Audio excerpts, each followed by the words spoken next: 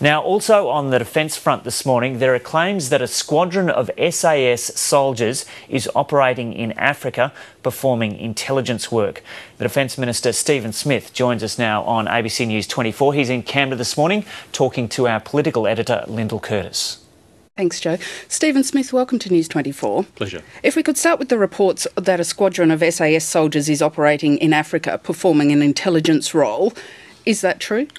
Well, normally, as you'd expect, like the long-standing practice of successive governments, I wouldn't talk about intelligence or operational matters, but the suggestion this morning in the Melbourne Age and the Sydney Morning Herald that somehow we've got Australian Defence Force personnel or SAS personnel operating at large in Africa, rubbing up against the boundaries of the law is just wrong.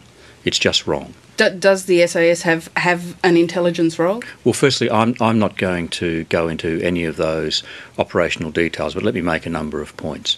Of course, you would expect that the Australian Defence Force, including the SAS, from time to time will work very closely with the Department of Foreign Affairs and Trade, and also work very closely with ASIS, the Australian Secret Intelligence Service, our overseas intelligence service.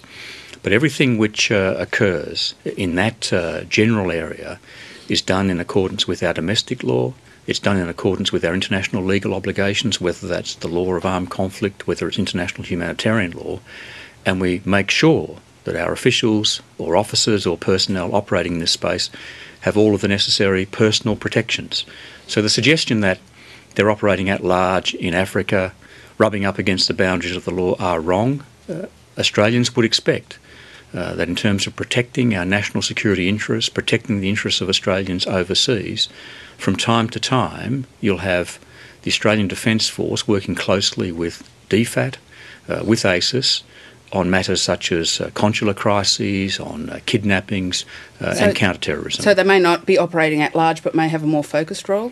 Well, again, I'm not going to draw down into a particular focus because that would rub up against the notion of getting close to an operation or a particular operation. I'm not going to go into the SAS breakdown of particular parts of the regiment. I'm not going to go into particular operations, but Australians would expect that from time to time the SAS, together with ASIS, together with DFAT, will be doing the necessary work to make sure that Australian interests and Australian individuals overseas are protected. Now, whether that's as a result of a consular crisis, whether it's a result of counter-terrorism work, whether it's a result of, for example, a kidnapping.